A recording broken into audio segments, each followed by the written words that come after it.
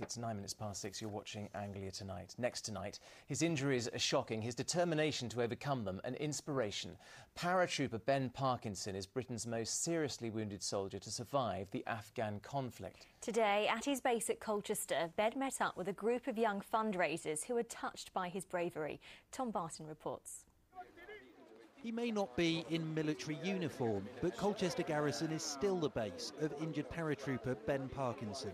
Today he was there to meet the sick formers who are cycling the length of Britain to raise money to help his recovery. Ben Parkinson has been described as the most seriously injured soldier to survive an explosion in Afghanistan. In 2006 he suffered 36 injuries to almost every part of his body, including brain damage, the loss of both his legs, a broken back and a fractured skull. Despite those injuries, he's fighting his way back to health. In February, ITV News filmed him as he learned to walk again on prosthetic legs. Straight as you can. That's it. Good lad. And in June, the paratrooper amazingly completed the first parachute jump since his injuries. It's this determination which has inspired the sick formers. Every time we meet him, he's happy. He just wants to be one of the guys, really. And that's what we love because, you know, he's been through so much, and it's just great to be with someone like that and to help them get there where he wants to be. Today's route took the teenagers from Waterbeach Barracks in Cambridge to the Colchester Garrison. They've already cycled more than 600 miles from Inverness. Ben's colleagues from 7 Para Royal Horse Artillery joined him in Colchester to welcome the cyclists and thank them for their efforts. I spoke to Ben, who still has difficulty with his speech. They say they're inspired by you. Do you think that's fair? Yeah. They obviously think you're a real inspiration, the fact that you've worked so hard. I am one, I know. Really. Ben never thinks he's worked that hard. When he's in the gym, he never wants to stop. That's why he's got this far. But he doesn't look at that he should inspire others, but he does. He may not see himself as an inspiration, but this soldier's hard work and amazing recovery has given hope to many others. Tom Barton, Anglia News, Colchester. It's an overused word, but there is a true inspiration. Right, do stay with us. More news from your part of the region on the way. We're off to the... A man's been jailed for 27 years for his part in a double murder in Ipswich. Paul Clark was sentenced at Ipswich Crown Court, together with 16-year-old Lorraine Thorpe, for the murder of her father, Des Thorpe, and Rosie Hunt, after a row over a dog. Both had been beaten. Thorpe will be sentenced later. Police in Norwich, hunting a van driver who knocked down a pedestrian, have arrested a man. Officers were called to Aylsham Road just after midday yesterday. A van had mounted on the pavement and collided with one of 2 men. The victim was taken to hospital with injuries to his head and body.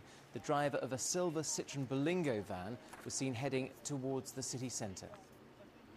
And police in North Norfolk are continuing their hunt for a gang after an armed raid at a jeweller's.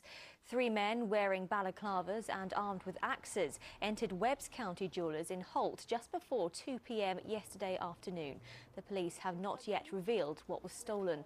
1 man in the shop was hurt. Shortly afterwards, a car was found on fire in a field a few miles away at Baconsthorpe.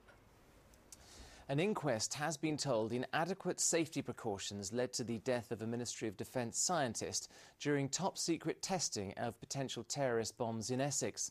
46-year-old Terry Jupp was part of a highly classified joint programme between Britain and America when a substance he had mixed spontaneously combusted, engulfing him in a fireball. The container was incorrectly labelled.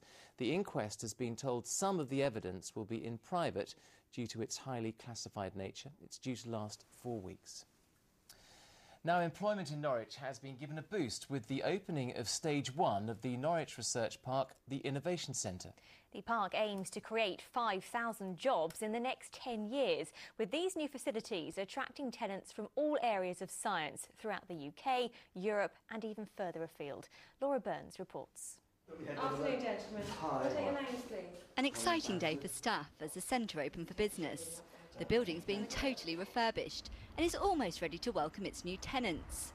Today called for celebration, as people from Norwich's business and science communities were given the first look round. This is a very important stepping stone for the whole of the Norwich Research Park development. It's a new opportunity to encourage business to come to the research park and exploit the fantastic world-class science that has been here for many years. Last month, the research park hit the headlines by trialling a new genetically modified variety of potato. But the focus here is likely to be viruses rather than vegetables, as the Norfolk and Norwich University Hospital moves its microbiology unit in, taking over 10 of the 30 new labs and seen as a missing part of the jigsaw in the park's microbiology team. Now, there are already 3,000 scientists working within just 1 kilometre of this building, which includes the university and the hospital. The idea of this project is to encourage even more scientists to come here and really put Norwich on the map where science is concerned, bringing thousands of new jobs in the process. Well, creating 5,000 high-value jobs here on the research park will be really important for Norfolk's economy, because they're the kind of jobs of the future. They're the kind of jobs that, as a country, we need to grow, we need to nurture, we need to develop. The finishing touches are now being put in place, with tenants moving in within weeks. The first step of a large vision to improve the city's expertise and economy. Laura Burns, Anglia News, Norwich. It's a great facility, isn't it? Very good. It's good to have such a boost for jobs in a part of our region. Especially this time, isn't it? Yeah.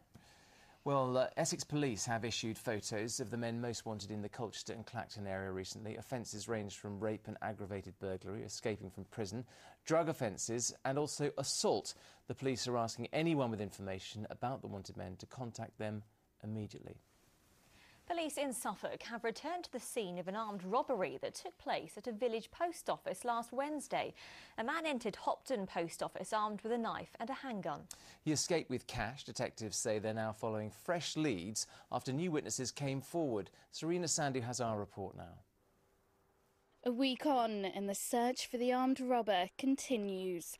It was at this small village post office last Wednesday morning that a man armed with a knife and a handgun threatened staff and escaped with an undisclosed amount of cash. No one was injured. Officers released CCTV images of the man in the hope that someone would come forward with information. Today they handed out leaflets and spoke to around 60 residents in the hope they'd find someone who saw the offender. We believe he left the store and ran Felneatham Road towards Home Close, where he entered a people carrier vehicle. Last week we understood that was a dark coloured people carrier. From our inquiries today, we're very pleased that we now believe it to be a maroon coloured people carrier and possibly a Toyota Priva. However, I have to keep an open mind in relation to the make and model of the vehicle. Suffolk Police want to reassure residents that this is an isolated incident and that they're doing all that they can to investigate the offence. Detectives are now chasing fresh leads after 2 new witnesses came forward today. So the hope is that this offender won't be on the run for much longer. Serena Sandu, Anglia News.